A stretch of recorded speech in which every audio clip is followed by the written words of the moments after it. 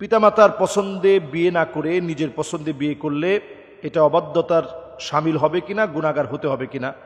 যদিও নেককার নারী হয় এবং নির্বাচনে নেককার নারী হিসাবেই নির্বাচিত করা হয়, এক্ষেত্রে সঠিক হবে কিনা? আসলে আমরা বিবাহ শাদীর ক্ষেত্রে আল্লাহর কাছে প্রতিনিয়ত দোয়া করা, রব্বানা হাবলানা মিন আজওয়াজিনা ওয়া যুররিয়াতিনা কুররাতা আয়ুনি ওয়াজআলনা লিল মুত্তাকিনা ইমামা।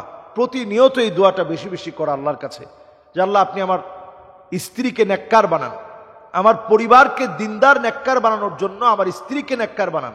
এই দোয়া প্রতিনিয়ত আল্লাহর কাছে করা। এরপরে যে বিষয়টা অত্যন্ত গুরুত্বের সাথে দেখা, সেটি হচ্ছে আমার আপনার স্ত্রী আমরা নিজেরা পছন্দ না করি, নিজেরা পছন্দ করে নিতে হবে পিতামাতাকে কষ্ট দিয়ে, বিষয়টা এমন না। আবার আপনি যখন বালেগ হবেন অবশ্যই তো আপনি আপনার স্ত্রীকে পছন্দ করেই তো বিয়ে করবেন। বালেগার কাছ থেকে পরামর্শ নিয়েই বিবাহ শাদী দেওয়া। আইসারুহা মাউনা। আমাদের গার্জিয়ানরা অনেক সময় একটা ভুল করে, সেই ভুলটা হচ্ছে এই, গার্জিয়ানরা অনেক সময় সন্তানকে না জিজ্ঞাসা করেই, তার মতামতের কোনো মূল্যায়ন না করেই বিবাহ শাদীকে চাপিয়ে দেওয়া হয়।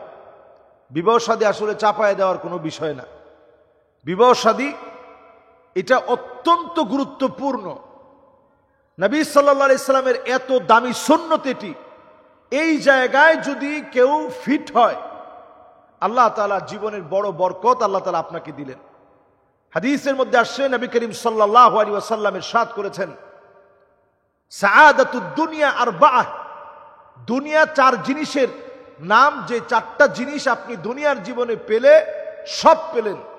এর মধ্যে এক নাম্বার বিষয়, দুনিয়ার জীবনের এক নাম্বার বিষয় হচ্ছে, দুনিয়ার জীবনে যদি আপনি এক নাম্বারে যদি দুনিয়ার জীবনে একটা সুন্দর বাড়ি পান, যেটাকে হাদিসের মধ্যে বলা হয়েছে বাইতুন ওয়াসিআ, বড় সড় একটা বাড়ি পেলেন, তাহলে জীবনে অনেক কিছু আপনি পেলেন। দুই নাম্বারে যদি আপনি মারকাবুল হানি, সুন্দর বাড়ির পরে একটা গাড়ি আল্লাহ তাআলা দিল, যানবাহন আল্লাহ তাআলা দান করলো, দুনিয়ার জীবনে অনেক বড় কিছু আপনি পেলেন। তিন নাম্বারে যদি আপনি দুনিয়ার জীবনে আপনি যদি ইমরাআতুন সালেহা, নেককার একজন স্ত্রী যদি আপনি পান, আপনি অনেক বড় কিছু পেলেন।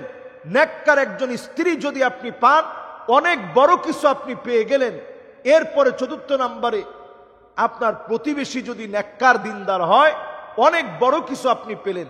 এই চারটা বিষয় যে লোকটা পেল, পুরো দুনিয়া সেই লোকটা পেয়ে গেল। সুবহানাল্লাহ বিহামদি।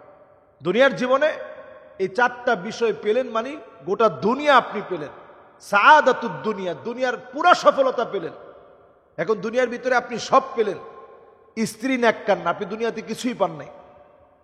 আপনি দুনিয়ার জীবনে সব পেলেন, আপনার প্রতিবেশী ভালো না, আপনি ভালো থাকতে পারবেন না, আপনি বিভিন্নভাবে ক্ষতির মধ্যে পড়বেন, আপনার ক্ষতি করবে, নানাভাবে আপনার ক্ষতি সাধন করবে, নানাভাবে আপনার ভিতরে, আপনার বাহিরে, আপনার পিছনে, সব জায়গায় আপনার পিছনে লেগে থাকবে। এই জন্য নবী আলাইহিস সালাতু ওয়াস সালাম আমাদেরকে সতর্ক করছেন যে প্রতিবেশীটাও তোমার নেককার হওয়া। এই জন্য যে প্রশ্ন করেছেন, নিজের স্ত্রী যদি নেককার না হয় আপনি জীবনে কিছুই পান নাই। একটি হাদিস আমি সবাইকে স্মরণে রাখতে বলবো, যারা গার্জিয়ান তারা তো স্মরণে রাখবেনই। সন্তান যারা বিবাহের বয়স পার করছে, নবী আলাইহিস সালাতু ওয়াস সালাম বলছেন, আইয়ুমা ইমরাআতিন নাকাহাত নাফসাহা বিগাইরি ইযনি ওয়ালিহা ফানিকাহুহা বাতিলুন ওয়া বাতিলুন ওয়া বাতিল।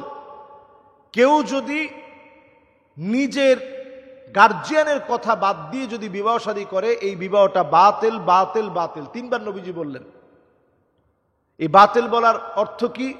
বাতিল বলার অর্থ হচ্ছে ওই বিবাহটা বরকতপূর্ণ না, ওই বিবাহটা বরকত শূন্য, ওই বিবাহটা বরকত শূন্য।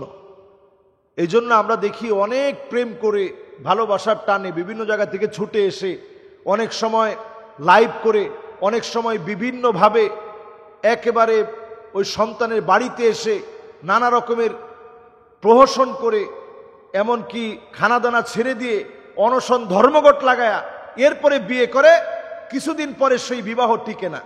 এর কারণ কি?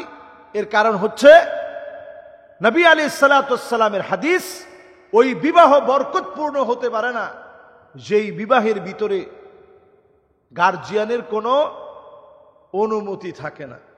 এজন্য গার্জিয়ানের অনুমতি নিয়ে বিয়ে করতে হবে। যদি গার্জিয়ানের অনুমতি না থাকে ওই বিবাহ বরকত শূন্য হয়ে যায়। যদি এরকম কোনো বিয়ে হয়েই যায়, পিতামাতার কাছে গিয়ে অবশ্যই ক্ষমা চেয়ে নিতে হবে, মাফ চেয়ে নিতে হবে। আল্লাহ তাআলা বোঝার তৌফিক দান করুক।